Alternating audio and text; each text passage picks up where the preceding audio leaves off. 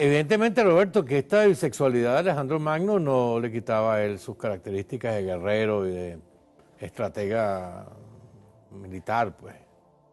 Inclusive, de algunas cosas que yo he leído, eran relaciones conocidas, pues. Lo sabía la señora, su pareja, no era una cosa privada, pues. Es correcto. Ahora, yo quiero comentarte eso, pegátelo con el comentario que me hiciste al principio del programa. Si había una cosa judeocristiana muy bíblico de la Biblia, cómo después eso fue más abierto, inclusive en las cruzadas se hablaba de que había una especie como de apertura en ese nivel. No sé si estoy equivocado, ¿no? Sí, estás en lo correcto, pero son dos cosas diferentes. La civilización griega, es decir, el cristianismo nace después de Alejandro Magno. Y el cristianismo es el que expande la idea judía. O sea, hasta ese momento...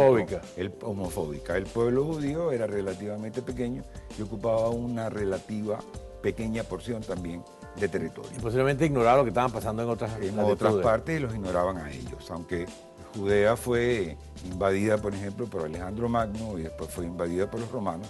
O sea, fue griega, fue primero persa, después griega y después romana.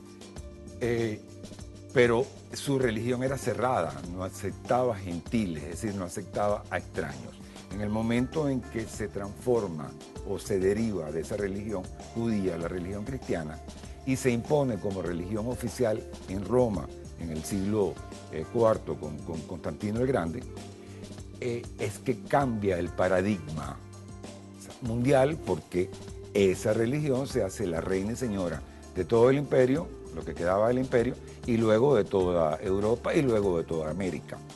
En cambio, y por el otro lado, en el siglo VII, nace la religión musulmana, pero Mahoma se inspiró en las enseñanzas judías para escribir su Corán. De hecho, no hay nada que se parece un contrasentido, no hay nada que se parezca más a un musulmán que a un judío y viceversa, en cuanto a religión.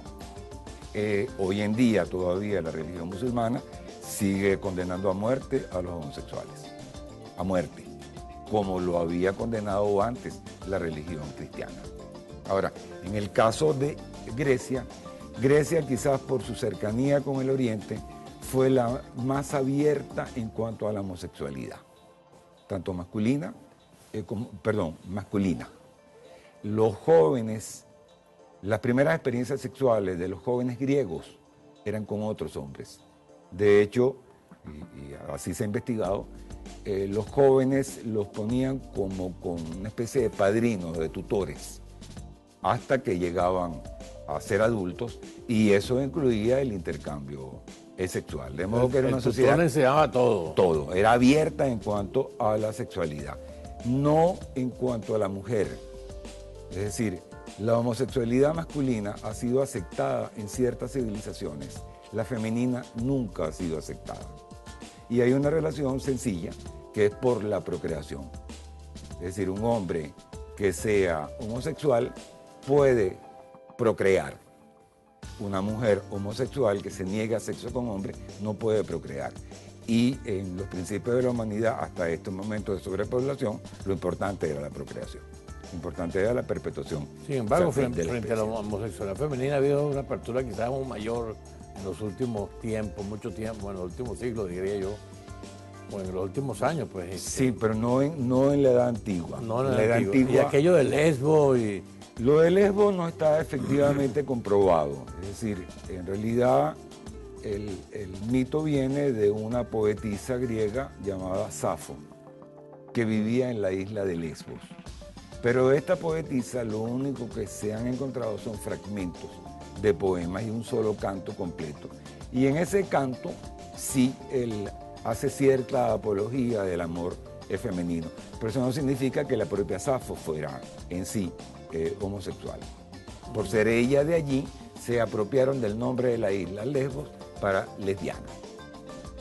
De ahí viene. De ahí viene. Pero en todo caso, el lesbianismo o la homosexualidad femenina nunca fue aceptada, sino hasta ahora, hasta hace pocos años. Sí, porque la cultura, Porque es una cultura de procreación, una cultura de perpetuar la especie. la cultura, digamos, de los últimos 60 años, el hombre tiende a consentir esas cosas, pues. Y acá, todo, Y aceptarla y tratar y participar les encanta una todo unión. ha cambiado. Fíjate, voy a darme un brinco muy adelante en el tiempo. En las culturas amerindias, sobre todo en las de América del Norte, la homosexualidad masculina era un don. A los homosexuales los llamaban los indígenas hombres de dos espíritus, espíritu femenino y espíritu masculino, y le daban cualidades de chamán, es decir, que eran superiores al hombre-hombre y superior a la mujer-mujer, pero solamente en cuanto a los hombres, y la mayoría también eran transvestis, sin que eso no significara que no podían agarrar arco y flecha y convertirse en guerreros, pero tenían una categoría especial, esos hombres de dos espíritus lo llamaban. Pero dentro de esa misma cultura amerindia, el homosexualismo femenino no existía. Y fíjense que estoy hablando de homosexualismo porque tendemos a diferenciar entre homosexuales y lesbianas, y las lesbianas son igualmente homosexuales, porque el homo no es de homo, sino de homos. O sea, la gente confunde. Homo es la raíz latina de hombre y homos es la raíz griega de igual. Entonces el término homosexual es igual sexo, no sexo de hombre. Entonces podría haber algún tipo de, para utilizar esa palabra que ahora se utiliza mucho, de link, entre esa actitud de la antigüedad de no aceptar la conducta lesbianística porque podía ir en contra de la protección, y lo mismo que tenían la amerindia, o eso no tiene ninguna relación, o Yo fue creo, simplemente algo casual. no creo que sea fortuito, yo creo que es igual, y quizás con más razón en la cultura amerindia, donde la mortandad infantil era mucho mayor. Entonces ellos reverenciaban a los homosexuales masculinos, pero no aceptaban la homosexualidad femenina. Para garantizar la procreación y el crecimiento de la población en un medio muy hostil. Porque si en Europa y en Asia se morían los niños, los recién nacidos, como moscas, aquí sería todavía peor, ¿no? Okay. Vamos a ver nuestro correo electrónico. Acuérdense ustedes de consexo.btv.gov.be. Vamos a ver qué es lo que dice nuestro correo de hoy. Doctor Bianco, a través de la historia, el sexo ha sido el motor fundamental de la misma. ¿Cuál es la importancia del sexo en la historia? Rafael Navarro, Cumaná. Bueno, Rafael, tu tocayo te hace una pregunta interesante. Ahora sí te tengo que corregir porque es la segunda vez que me llamas Rafael y yo soy Roberto. Roberto, chico, pero ¿por qué te llamo ya Rafael? Entonces que tengo esa característica de cambiar el nombre a la gente, no creas que esto es nuevo. Bueno, me disculpan, pero yo Tengo un amigo que se llama Leopoldo, yo llamo Carlito, se va 40 años. Nunca me le llamarlo Leopoldo. le cambié el nombre a una de las figuras que hablé, porque hablé de Noé y era Lot, de modo que me disculpan. Ah, bueno. Yo también lo hice. Sí, exacto. Bueno,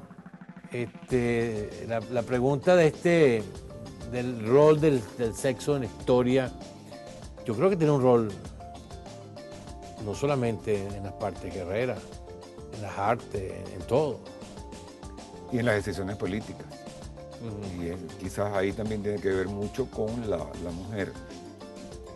Por ejemplo, Pericles decía, que está registrado, Pericles, que fue el gran gobernante de Atenas, cuando Atenas se convirtió en la doctora de toda Grecia, le decía al hijo: tú eres el hombre más importante, tú eres el ser más importante del mundo, porque tú manejas a tu mamá me maneja a mí y yo manejo a Atenas, y Atenas maneja al mundo. Entonces el bebé era el más importante porque manejaba a la mamá, pero por supuesto entre la mamá y Pericles había una relación de sexo. Y ese ha sido el papel de muchas mujeres a lo largo, de la historia, de ser la figura detrás del trono, pero que a veces lo mueve como marioneta. Ese efecto se comenzará a ver con mucha más fuerza en Roma, en el momento en que Roma deja ser república para convertirse en imperio. Recuerda que el imperio romano ocupó casi todo el mundo de entonces. Ocupaba toda Europa, la parte norte de África y una gran parte del Asia Menor, sino todo el Asia Menor. En Roma, mientras fue república, se mantenían unos valores morales muy estrictos. Anti-homosexualidad, familias muy unidas, el pater familia, que era el dueño y señor de vidas y muertes de su casa. Y esa moral romana es la que permite también el crecimiento explosivo de una república que llega a posicionarse de todo el mundo. Cuando pasa a ser imperio, comienza a corromperse la cosa. Y ahí comienza también la liviandad de las costumbres. Ejemplo, Julio César. Julio César se decía de él que era el marido de todas las mujeres y la mujer de todos los maridos. Es un hombre absolutamente bisexual. Pero con el mismo Julio César viene un personaje llamado Cleopatra, que era una reina de Egipto, ya no eran faraonas, sino reina porque era la raíz griega después de la dominación griega de Alejandro, quedaron convertidos en los gobernadores, los generales de Alejandro pasaron a ser los reyes. Una vez que se rompe, por la muerte de Alejandro, se rompe su imperio. Y los Ptolomeos son los reyes en el Egipto. Esta Cleopatra era de la familia de Ptolomeo. Julio César va a Roma, a Egipto, a Alejandría, y esta mujer se empata con él para que la apoye en las guerras con sus hermanos. Tiene un hijo con él, Cesarión. Se la trae hasta Roma, matan a Julio César, ella se va de nuevo para Egipto. Va Marco Antonio, el segundo triunviro, y se empata también con Cleopatra. Y tienen hasta 3 hijos, 2 morochos y uno. Cleopatra tenía como unas capacidades especiales. Posiblemente tendría algo así como fuego uterino, no lo sé, ¿no? Y se le muere a Marco Antonio, estoy simplificando mucho el hecho, ¿no? Y luego ahí se encuentra con la horma de su zapato porque viene Octavio, después de Octavio Augusto, César Augusto, y a Octavio le quiso aplicar la misma y Octavio Augusto sí la paró en seco y hasta ella se suicidó cuando sabía que él iba a desfilar por la calle de Roma como esclava. Pero un poco más adelante estaba, por ejemplo, Mesalina, la esposa del emperador Claudio. Bueno, Mesalina llegó a convocar a un campeonato de sexo. Se retó a la prostituta más avesada de Roma a ver cuántos hombres podían satisfacer cada uno. Y esta prostituta se despachó a 25 y terminó en el suelo. Y Mesalina se despachó a 50 y parece que quedó con las mismas ganas. Que me traigan otro más. Con las mismas ganas. Al mes, la Mesalina también quiso otro segundo duelo y le dio a la prostituta que ni de broma. Que esta tenía la vagina de acero. Que mientras ustedes asimilan, nosotros vamos al corte.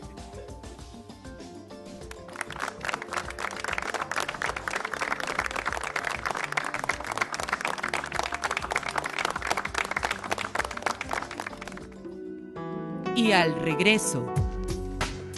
El poder es un sentimiento mucho más gratificante que el amor. En parte del mundo se celebra el Día Internacional de la Comunidad Gay. De hecho, creo que es a finales de junio.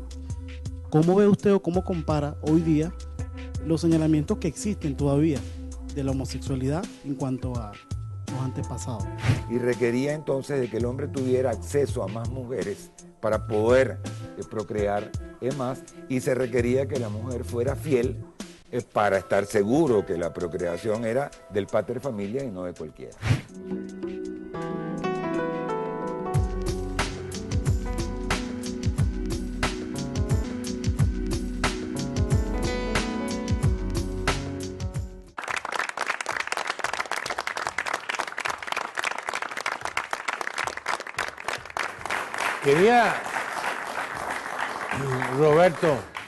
Quería preguntarte, Roberto, ¿y el amor qué tiene que ver, qué papel jugaba el amor en todo esto?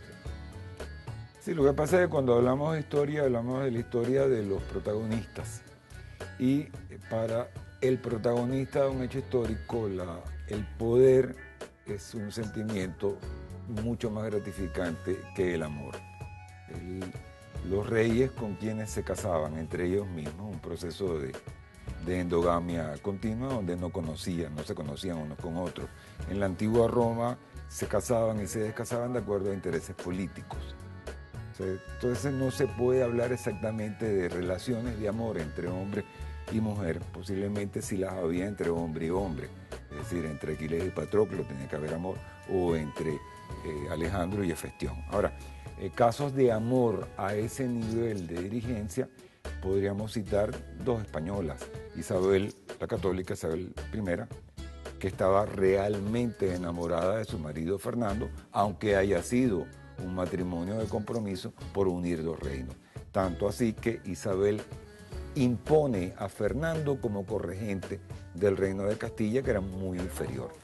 Un segundo caso de amor, el de su hija, Juana, que la casan con Felipe el Hermoso, y Juana enloqueció de amor por Felipe el Hermoso hasta el extremo de que cuando muere Felipe, Juana se negó a enterrarlo y lo llevó a una procesión de un año, o sea, el cadáver caminando por toda España en una procesión permanente, y si alguna mujer se le acercaba, Juana la despedía hasta a martillazos, porque de los celos que le daba el cadáver de su marido. Quizás en este caso no es exactamente el ejemplo, porque es una relación más bien enfermiza. Claro. Pero estamos hablando de hechos de amor. Ahora, necrofílico eso. El punto es que el poder es un sentimiento o la sensación de placer que da el poder, y no lo sé porque nunca lo he tenido, debe ser mucho más. Bueno, sé que el poder es erótico. Sí. Pero antes de pasar la pregunta a nuestro querido público, una última cosa que te quiero preguntar. Entonces lo de Cleopatra nunca fue amor, fue un manejo de su histeria y de su sexualidad muy bien montado. Por supuesto, es decir, Cleopatra se conoce a Julio César y se acuesta con él esa misma noche. ¿Qué es lo que pretendía? Un aliado y nada menos que ese aliado para que la apoyara en la guerra con el hermano. Y liquidar a Ptolomeo. Cleopatra estuvo casada, esa es la ley de Egipto de esa época, era que una mujer podía ser reina, pero corregente. Entonces Cleopatra se casó con 3 de sus hermanos. Por ejemplo, el último con que se casó tenía 4 años, el otro tenía 10 y Ptolomeo tenía 15. No sabemos si hubo sexo con los hermanos, pero eso no es lo más importante porque era normal, es decir, estaba permitido el matrimonio entre hermanos. Calígula pretendió casarse, el emperador Calígula pretendió casarse con una de sus hermanas, pero tuvo sexo con todas. Y una de ellas, Agripina, fue la madre de Nerón y tuvo sexo con Nerón, que también resultó ser homosexual. Es decir, eso era una merienda de negro en un túnel. ¿Quién comienza? Dígalo. Sí. Aló, buenas noches. Mi pregunta es más que todo personal. Hoy en día, con referente a lo que estamos hablando acerca de la homosexualidad, en parte del mundo se celebra el Día Internacional de la Comunidad Gay. De hecho, creo que es a finales de junio. ¿Cómo ve usted o cómo compara hoy día los señalamientos que existen todavía de la homosexualidad en cuanto a los antepasados? A veces pienso que muchas religiones se basan en las escrituras bíblicas y echan a un lado, catalogan o califican de peor a los homosexuales. Entonces, ¿cómo usted ve desde su punto de vista, que es experto en la materia, me podría responder? Sí, bueno, por supuesto que del cielo a la tierra, a los homosexuales, en la tradición judío-cristiana, se les lapidaba o se les quemaba. Era delito capital. En la religión israelita judía y en la religión cristiana. En la religión musulmana se les sigue condenando a muerte, porque eso sí se ha mantenido con una creencia muy firme y muy estática. En el resto del mundo, es decir, ahora no hay ningún cristiano que pretenda... bueno, en el catolicismo sí, sería una aberración actualmente porque se quedarían sin mucho. No es eso, sería una contradicción aplicar la muerte porque, bueno, entonces el pecado que para ellos es pecado tendría que haber un perdón ahí. Entonces, ahí hay una Sí, bueno, tiene que haber un principio filosófico, contradicción ¿no? intrínseca, pero fíjate, los términos peyorativos, finocchio en italiano, viene de que envolvían en hojas de hinojo, que es lo que significa, a los que iban a quemar. Y el término en inglés, peyorativo también, es fagot, viene de madera con la que quemaban a los homosexuales. Hoy en día no se quema a un homosexual y solamente se condena a muerte en el caso de la religión musulmana. Ya se casan y todo. Ya se están casando, es decir, el cambio ha sido diametral, pero diametral. Y una de las principales religiones, que es la cristiana, virtualmente lo está aceptando. ¿Quién viene? Doctor, ¿cómo hacían para cuidarse sexualmente en esa época? Porque no creo que en esa época había preservativo. ¿Cómo hacían? No se cuidaban. Simplemente no se cuidaban. El preservativo fue inventado en el siglo XIX por el doctor Condom, y de ahí viene el nombre. Y un poco antes, Casanova, el famoso seductor italiano, parece que tenía un condón de su fabricación y que el hombre cada vez que iba a tener sexo con alguien lo llevaba colgado del brazo, ¿no? Pero no había ningún sistema de protección y las enfermedades simplemente se daban. Se daban. Dígalo. ¿Quién viene? Bueno, tengo una pregunta así curiosa, que yo leí por internet, que antes en la antigüedad los hijos varones eran iniciados sexualmente por la madre. Quería saber si era cierto, que me dé una referencia así de un personaje que lo haya hecho. Realmente no, es decir, en algunas civilizaciones eso ha sido costumbre, pero no en las civilizaciones destacadas. Hay un sector en Japón. Es un sector en Japón que lo hace. Donde eso es lo cotidiano. El ejercicio por la madre de la función sexual. ¿Quién viene? Ajá. Buenas noches, doctor. Buenas noches, Roberto. Mi pregunta es, en la historia, los musulmanes, ¿cómo manejaron la infidelidad en la mujer? Bueno, en la misma forma que manejan la homosexualidad, con la lapidación, la muerte de la mujer. La religión musulmana, igual que la judía, pero en la musulmana se exagera un poco más. En realidad ambas son religiones hechas para el entorno. En la Biblia católica, en el Pentateuco original o en la Torá judía, hay un libro que es virtualmente un manual de normas sanitarias. Entonces eran códigos de vida más que propiamente religiosos para el entorno donde estaba desarrollándose esa civilización, que era semidesértico o desértico. Entonces, en una religión como la musulmana existe una prevalencia del hombre porque era el aportante, el defensor. Y hay una cantidad de pautas, como igual que en la religión judía, no comer cochino, que son normas sanitarias. Entonces, en ese desierto, constituir una tribu requería disciplina y requería entonces de que el hombre tuviera acceso a más mujeres para poder procrear más, y se requería que la mujer fuera fiel para estar seguro que la procreación era del pater familia y no de cualquiera. Entonces, en la religión musulmana, las mujeres adúlteras son lapidadas a muerte. Y el hombre entonces no se consideraba adúltero. ¿Perdón? El hombre no se consideraba adúltero. El hombre no se consideraba. Se esperaba de que... Okay. La última por ahí. Buenas noches. Mi pregunta es la siguiente. Eros, siendo el dios del amor, ¿por qué explotaba el sexo y tenía poder? Bueno, ya es una pregunta un tanto mitológica que no es exactamente mi especialidad, pero es que la mitología los dioses en la antigüedad, tanto griegos como romanos, eran parecidos a los humanos. Lo que hizo tanto el griego como el cubano fue adjudicarle características humanas a una deidad.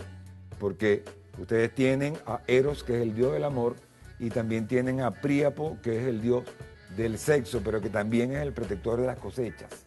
Y a Príapo se le representa como un hombre con una virilidad inmensa. Pene erecto, fuerte. De hecho, es una enfermedad. El Príapo, en una de las tantas leyendas, dice que compitió con un burro a ver quién lo tenía más grande, y lo tenía Príapo, y después mató al burro, por ejemplo. Entonces, no hay una característica para un dios en sí, sino que se le adjudican cualidades y defectos humanos. Bueno, Roberto, nos ha quedado esto otra vez pequeño. No pudimos salir de la muy antigüedad. Y no pudimos llegar a la edad moderna. Nada de eso, pero bueno, lo traeremos otra vez. Pronto te volvemos a invitar para ver si hacemos un continuo de estas cosas Cada que vez son que tú quieras. importantes, ¿no? Y sobre todo para ver las raíces y demostrar que nada es nuevo. Todo viene de atrás. Se pasa de moda y vuelve.